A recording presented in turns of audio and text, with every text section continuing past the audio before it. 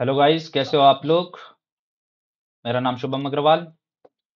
मेरी पहली वीडियो आप लोगों ने देख ली होगी जो मैथ से रिलेटेड थी। और काफ़ी कुछ मैंने डाउट्स उसमें क्लियर कर दिए थे कि मैथ से रिलेटेड क्या स्ट्रैटेजी आपको फॉलो करनी है। और उसमें आपने बहुत ज़्यादा प्यार दिया और बहुत ज़्यादा समझा, और जिन लोगों की क्वायरीज थी, जिन्होंने डाउट पूछे थे कमेंट्स में या फिर मेरे से टेलीग्राम चैनल पे, तो मैंने उनके डाउट्स भी सॉल्व करे हैं। और कुछ और डाउट्स होंगे तो मैं एक पर्टिकुलर वीडियो पूरी बना दूंगा जिसमें इंग्लिश, रीजनिंग, सारे सब्जेक्ट से रिलेटेड सारे डाउट्स आ जाएंगे। तो चलिए, आज मैं इंग्लिश की स्ट्रैटेजी वीडियो लाया हूँ। इस वीडियो के थ्रू आपकी 80 से 90% डाउट क्लियर हो जाएंगे, क्योंकि 10% डाउट ऐसे होंगे जो मेरे को नहीं समझ आ रहे होंगे अभी। वो आप कमेंट्स में पूछेंगे या फिर कुछ टेलीग्राम पे पूछेंगे, तो मैं उसका भी डाउट क्लियर सॉल्व कर दूंगा। तो आज की वीडियो का टाइटल है इंग्लिश की स्ट्रैटेजी, कि इंग्लिश में आपको क्या करना है। पिछली बार की वीडियो की तरह मैंने इसमें भी 3 पार्ट में डिवाइड किया है। उससे पहले ये मेरा कुछ है, ये मेरा एसएससी, ये सीजीएल मेंस का स्कोर कार्ड है। और ये नीचे जो है, ये मैंने सीएचएसएल में स्कोर कार्ड, ये सीएचएसएल का स्कोर कार्ड है मेरे पिछले साल का, जिसमें मैंने इंग्लिश में 50 आउट ऑफ 50 करे थे। और बाकी देख लेना आप कितना क्या कुछ है। चलिए शुरू करते हैं। तो सबसे पहले मैंने स्टूडेंट को 3 कैटेगरी में डिवाइड किया है। वो बच्चे जो एडवांस, और दूसरे बच्चे जो मीडिएटर, और तीसरे बिगनर। एडवांस को मैंने उन बच्चों को जोड़ा है एडवांस में जिन्होंने मॉक हो, चाहे वो मेन टेस्ट हो, सब में 90%, यानी अगर प्री हो रहा है तो 50 में से 40 के अबव नंबर ला रहे। मतलब 45 होता है 90, पर मैं मान रहा हूँ कि 40 के अबव भी ला रहे, क्योंकि सिली मिस्टेक हो जाती है एक दो क्वेश्चन। ठीक है। मेंस में भी 135 में 110 से ऊपर नंबर ला रहे हैं।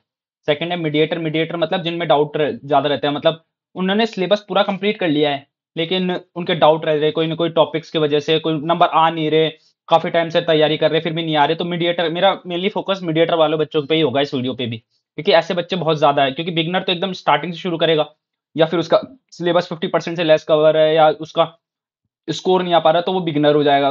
एडवांस वाले देख लेना। तो सबसे पहले एडवांस वालों के लिए मैं 4-5 टॉपिक, 4-5 पॉइंट इनके लिए कुछ करने के लिए है नहीं इनके लिए, क्योंकि इनके नंबर पहले बहुत अच्छे आ रहे हैं। इनकी सिली मिस्टेक्स हो रही है मेनली, इस वजह से उनके नंबर नहीं आ रहे।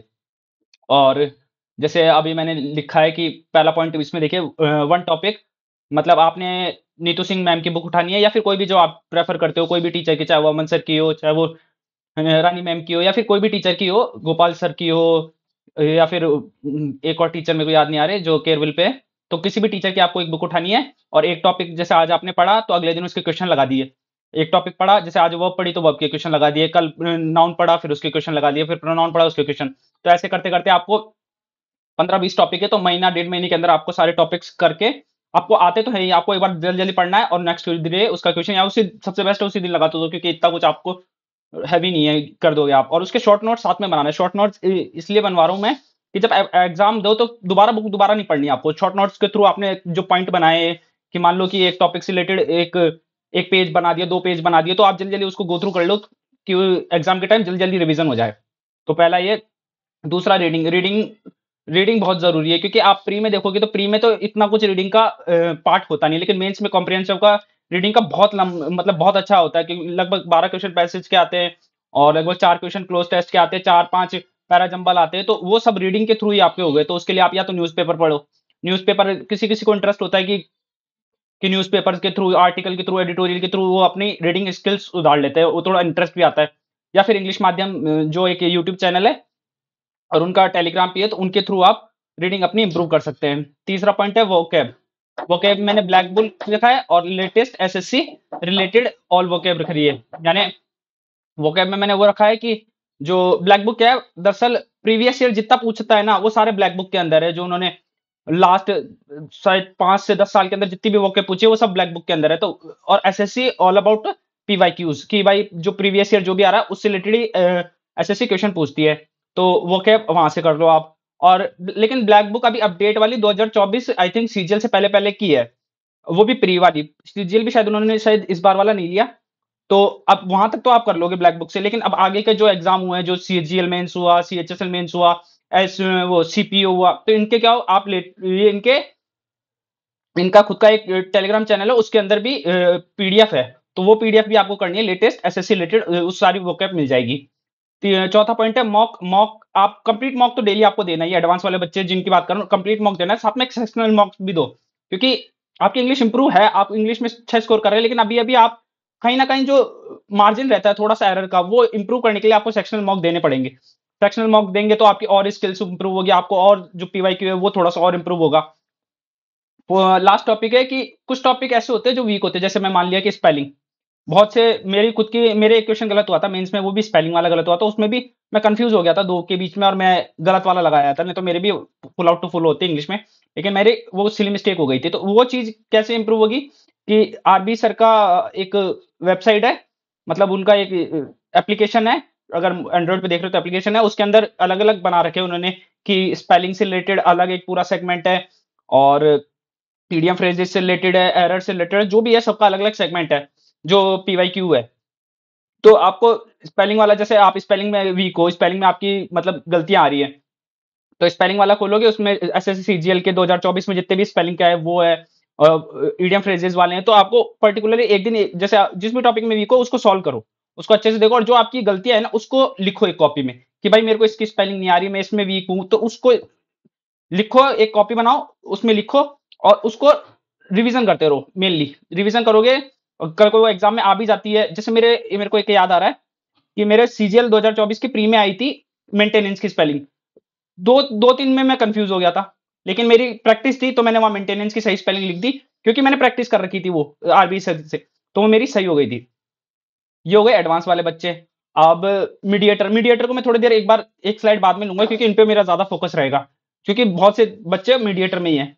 बात करते हैं बिगनर की पहले। तो बिगनर क्या होंगे, जिनको कोरा कागज है, उनको कुछ नहीं आता, ये मान लो कि अगर वो मॉक टेस्ट लगाने जाते हैं तो 10 नंबर आते हैं, 15 नंबर आते हैं, ऐसे बच्चों को मैं बिगनर में डाल रहा हूँ, चाहे वो सिलेबस आज से शुरू करे या फिर वो 2 साल से कर रहा हूँ, मैं ऐसे बच्चों को बिगनर में डाल रहा हूँ जिनके 10-15 नंबर ही आ रहे हैं। तो उनको क्या करना है, सबसे पहले सिलेबस पूरा कंप्लीट करना पड़ेगा। अब सिलेबस कैसे कंप्लीट होगा, कोई अगर वो ऑफलाइन करना चाहते हैं तो सबसे बेस्ट है नीतू सिंह मैम की बुक, कि भाई बुक के थ्रू, कोई बहुत से बच्चे होते हैं जो बुक के थ्रू करना चाहते हैं, तो नीतू सिंह मैम की बुक है, तो वो बुक मेरे पास अभी है नहीं, बाद में बताता हूँ। तो नीतू सिंह मैम की बुक है, उसको कंप्लीट आपको एक एक टॉपिक अच्छे से एक एक लाइन उनकी समझनी है, चाहे वो कोई सा भी टॉपिक हो, नाउन प्रोनाउन कोई भी टॉपिक उनमें वीक नहीं है कि आप सोचो कि मैं एक बार के लिए एडवांस वर्ब छोड़ दूं, क्या पता इसमें, नहीं, आपको एडवांस वर्ब भी करनी है, क्योंकि पास्ट पार्टिसिपल, प्रेजेंट पार्टिसिपल, ये सबके क्वेश्चन आते हैं, मेंस में भी आते हैं और प्री में भी आते हैं आजकल। तो ये सब टॉपिक आपको एक एक चीज एक एक क्लियर करनी है।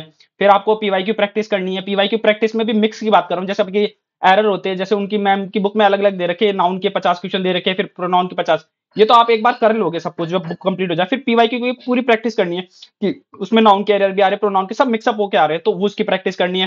फिर ये तो कंप्लीट हो गया कि सारे नाउन के भी आ गए, प्रोनाउन के भी आ गए, सब कुछ आ गया। फिर आपको 120 रूल जो है, निमिषा मैम की एक पीडीएफ है, वो मैं ट्राई करूंगा कि अपने टेलीग्राम चैनल पे डलवा दूं, कोशिश करूंगा, नहीं तो आप अगर यूट्यूब यूट्यूब या कहीं पे सर्च करोगे तो इजीली मिल जाएंगे, ऐसे कोई दिक्कत वाली बात नहीं है।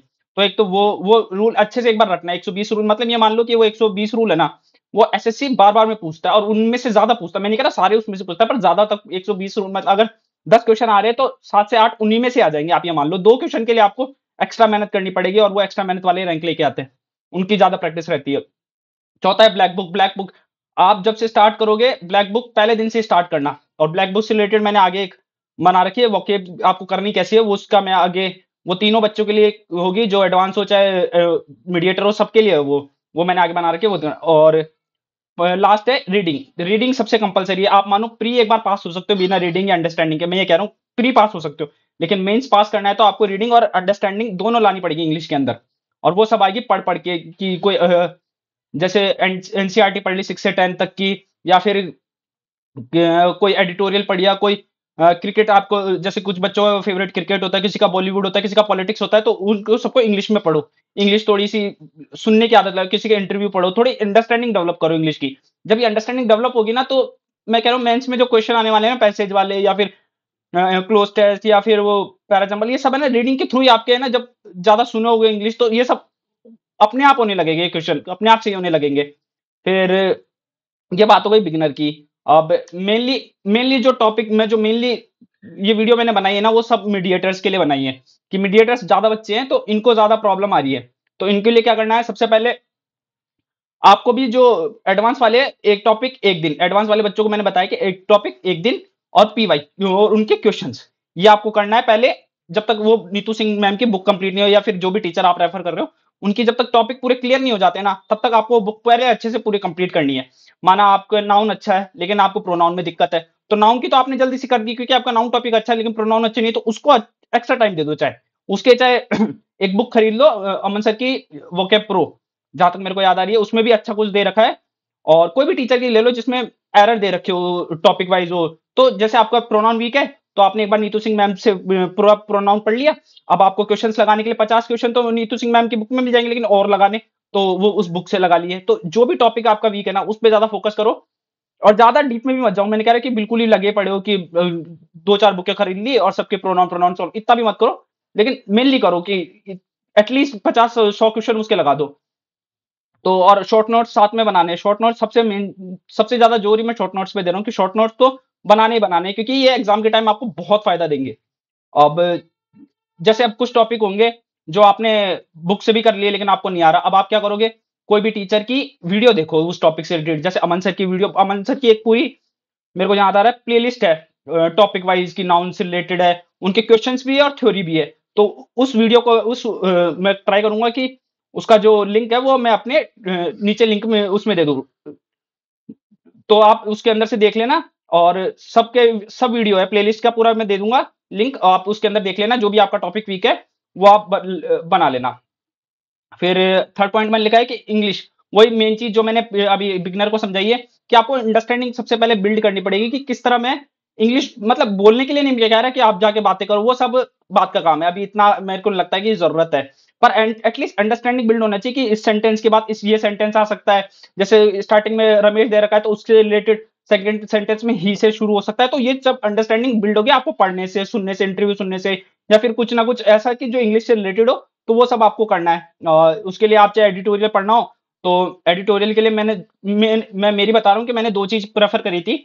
मतलब ऐसे नहीं कि दोनों साथ में, कभी ये देख लिया कभी वो देख लिया। तो इंग्लिश माध्यम और निमिषा मैम का एडिटोरियल आता है सुबह, तो ये दोनों आप एडिटोरियल देख सकते हैं, जिससे आपकी इंग्लिश इंग्लिश 100% इंप्रूव होगी।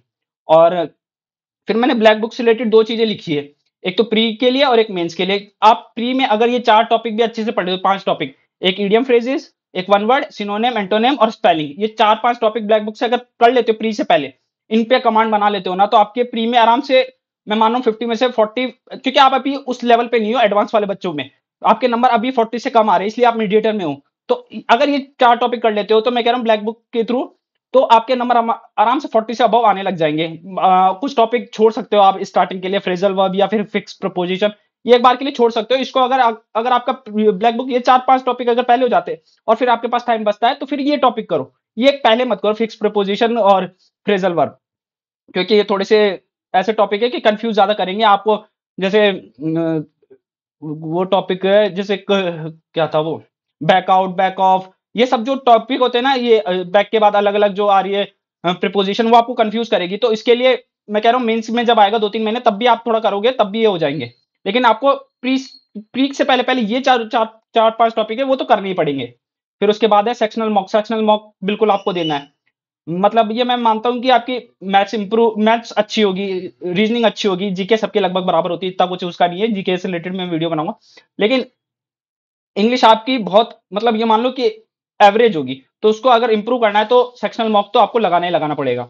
तो ये हो गई मीडिएटर से रिलेटेड, और फिर भी कोई डाउट हो तो मेरे को पूछ लेना।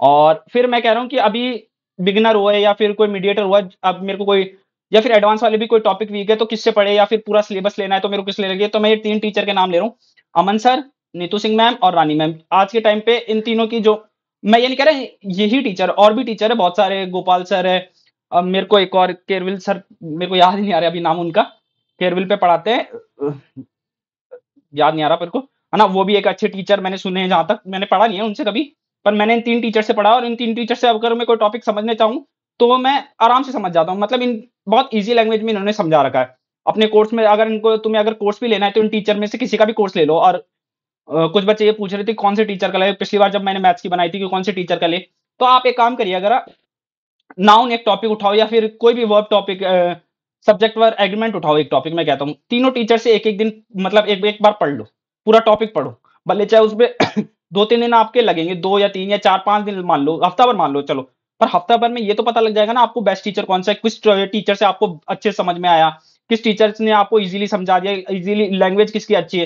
तो एक बार हफ्ते भर के लिए एक टॉपिक इन तीन टीचर से पढ़ लो, फिर आपको जो भी टीचर अच्छा लगे, अगर आप कोर्स परचेस कर रहे हो या फिर आगे कंटिन्यू यूट्यूब से भी इनसे पढ़ना चाहो, क्योंकि यूट्यूब पे भी बहुत कुछ डाल रखा है इन टीचर ने। मैं नहीं कह रहा कि आप कि उनका सिलेबस ही लो, उनका वो कोर्स ही लो, जरूरी नहीं है। यूट्यूब पे भी बहुत कुछ पढ़ा है, पर एक अगर आप कोर्स लेते हो ना, तो इसका एक फायदा ये हो जाता है कि प्रॉपर मैनर में सब कुछ मिल जाता है और अच्छे से लेटेस्ट वाला मिल जाता है कि भाई 2024 के सीजीएल में ये पूछा गया है। तो एक जब आप कोर्स लेते हो तो 2024 सीजीएल भी इंक्लूड हो जाता है। लेकिन अगर वो यूट्यूब पे देखोगे तो आपको पुराना 2023 वाला भी मिल जाएगा, मतलब पुराना मिलेगा, इतना लेटेस्ट नहीं मिलेगा। लेकिन अगर कोर्स लेते हो तो लेटेस्ट वाला भी मिल जाएगा।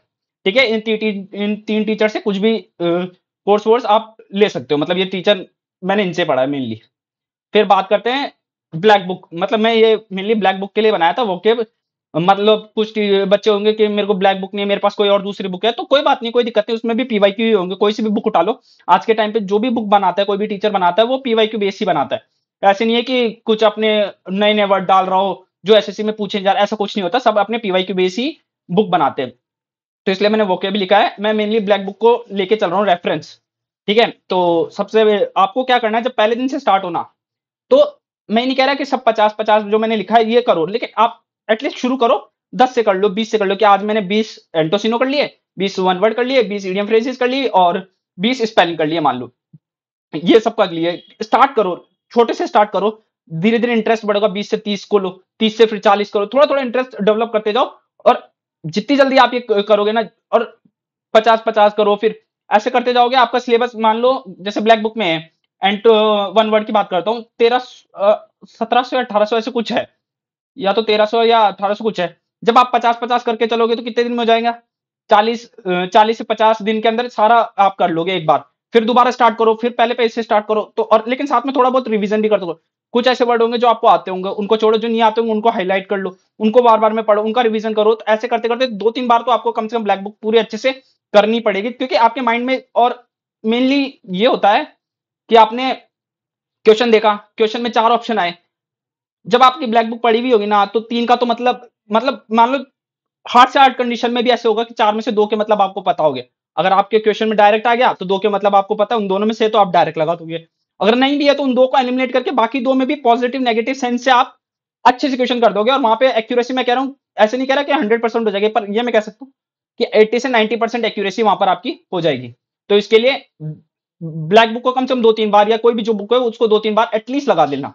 इतना तो आप कर लेना। और ये जब कर लोगे तो आराम से क्वेश्चन एलिमिनेशन से हो जाएंगे इंग्लिश में। मेनली मेरे जो नंबर आए हैं, मैंने बहुत से ऐसे क्वेश्चन थे मेंस में भी, 2-3 मैं कहूंगा, जिनका मेरे को मतलब नहीं पता था, लेकिन एलिमिनेशन से मेरे वो क्वेश्चन सही हो गए। क्यों? क्योंकि बाकी वर्ड्स की नॉलेज थी, तो मैंने एलिमिनेट किया, अपने आप आंसर आ गया। तो ये चीज करना। और लास्ट मैंने लगा है कि लेटेस्ट एग्जाम की जो वोकेब है, जैसे कोई भी बुक है वो अपडेटेड नहीं है। मतलब मान लो कि साल भर पुरानी ब्लैक बुक है, आज से साल भर पुरानी हो गई लगभग लगभग। तो अब जो साल भर के अंदर जो एग्जाम है उसके आप कैसे करोगे? तो उसके लिए उनका खुद का एक शायद मैथ्स करके ऐसे कुछ आगे लगा के उनका टेलीग्राम चैनल है, मैं लिंक डाल दूंगा, वो ज्वाइन कर लेना। उसके अंदर वो शीट्स डालते हैं, जैसे अभी सीजीएल मेंस हुआ था, तो उससे रिलेटेड जितनी भी वोकेब थी उन्होंने एक पूरी पीडीएफ कंपाइल करके वो बनाई है। तो वो पीडीएफ पढ़ना, फिर जब आपकी ये सब वोकेब हो जाए ब्लैक बुक की, तो आपको लेटेस्ट भी आनी चाहिए। ऐसी बात नहीं है कि आप साल भर पहले वाले जो साल भर के अंदर है वो छोड़ दो, वो छोड़ नहीं सकते आप। वो उल्टा ज्यादा जरूरी है। जैसे एमटीएस का हुआ था, कितने सारी शिफ्टों में हुआ था, लगभग 1.5 महीना वो एग्जाम चला था, तो उसमें बहुत सारी वोकेब थी, मैंने खुद ने करी है कि कोई रह ना जाए। मैं खुद ये सोचता था कि एक वर्ड भी ना रह जाए, मेरे को आना चाहिए उस मतलब, उसका अच्छे से मतलब आना, उसके एंटोसिनो भी आने चाहिए। तो ये सब कब होगा? जब आप लेटेस्ट से रिलेटेड जितने भी एग्जाम है वो सारे देखेंगे। तो उससे रिलेटेड मैं उनका ग्रुप का डाल दूंगा, क्यू मैथ्स करके ऐसे कुछ है उनका, तो वो देख लेना। अब ये है, ये मैंने कुछ 4-5 टॉपिक लिखे जो मतलब मेनली स्टूडेंट्स के होते हैं ना, ये टॉपिक वीक होते हैं। इन टॉपिक्स पे मैं कह रहा हूँ स्पेशल नजर बना के रखना। ये उस स्टार्टिंग के 3 टॉपिक ऐसे हैं जो अंडरस्टैंडिंग पे, क्लोज टेस्ट, पैराजंबल और पैसेज। इसमें से क्लोज टेस्ट प्री में भी आता है, मेंस में भी आता है। प्री में थोड़ा हल्का आता है, मेंस में भी मतलब हल्का ही आता है, इतना कुछ हार्ड नहीं आता, पर आता है। और पैराजंबल और पैसेज, ये पैराजंबल प्री में भी पूछा जाता है आजकल, पहले नहीं पूछा जाता, अभी पूछा जाता है, पर पैसेज मेंस में ही आएगा। सीजीएल की बात कर रहा हूं मैं और एग्जाम की बात नहीं कर रहा। और बाकी फ्रेजल वर्ब और फिक्स प्रीपोजिशन है, ये दोनों टॉपिक है जो मतलब बहुत से बच्चे इसको छोड़ भी देते हैं, क्योंकि ये बहुत कंफ्यूजिंग वाला है। इसमें एक वर्ड याद कर लिया तो दूसरा भूल जाते हो। तो इसलिए इन पे थोड़ा कम भी नजर रखोगे ना, कि मतलब मैं खुद का बता रहा हूँ, मैंने फिक्स प्रीपोजिशन और फ्रेजल वर्ब पे इतना ध्यान नहीं दिया, पर मेरे को जो मेन मेन वर्ड आते थे तो उनकी मेरी नॉलेज थी कि भाई जैसे पुट ऑफ कर या पुट इन, तो इनकी मेरे को जो मेन मेन वर्ड आते थे ना, इनकी मेरे को नॉलेज थी कि कल को ये अगर क्वेश्चन आएगा तो मैं एलिमिनेशन से भी कर दूं। तो ये इन पे ज्यादा प्रेशर मत देना कि मेरे को याद ही नहीं हो रहे और लगे पड़े हो इसी तो इसमें ज्यादा प्रेशर मत देना। ये अगर एक बार के लिए मेन वर्ड भी अगर आप थोड़ा अगर पीवाईक्यू देखेंगे तो आपको आइडिया लग जाएगा कि मेन को बैक ऑफ, बैक इन, तो ऐसे जो होते हैं मेनली, अगर फ्रेजल वर्ब की बात करूं तो 10 से 12 ऐसे कुछ होता है। शायद अमन सर की भी वीडियो है और रानी मैम की भी एक वीडियो है, तो अगर उतना भी आप पढ़ लेते हो ना फ्रेजल वर्ब में तो वो सफिशिएंट है। और फिक्स प्रपोजिशन तो आना ही चाहिए, मतलब क्योंकि ये क्लोज टेस्ट में भी काम आता है और उसमें भी काम आता है, जो शायद फिलर्स विलर्स इनमें भी काम आता है। तो ये सब आपको, ये जो मेन टॉपिक है इन पे ज्यादा फोकस करके रखना है, क्योंकि ये स्कोरिंग सब्जेक्ट है। मतलब अगर एक बार अगर आपको आ गए ना ये, तो इजीली ये नंबर आपको फ्री में दिलवाएंगे। तो और इसके बाद भी मेरे को लगता है मैंने मोस्टली बच्चों का बहुत से डाउट क्लियर कर दिए होंगे कि कहाँ से एक बिगनर को पढ़ना चाहिए, कहाँ से मीडिएटर को क्या कुछ एक्स्ट्रा करना चाहिए, कहाँ से एक एडवांस बच्चे को कितना कुछ करना चाहिए। तो ये सब मैंने प्रॉपर समझा दिया। फिर भी कोई डाउट हो तो कमेंट सेक्शन आपके लिए खुला है। बाकी आपने जिस तरह मैथ्स में आपने रिएक्ट किया है, मैथ्स में जितना आपने मेरे को प्यार दिया है, तो मेरे को लगता है कि इंग्लिश में भी उतना ही मिलेगा। बाकी कोई भी डाउट होगा तो पूछ लीजिएगा। Thank you.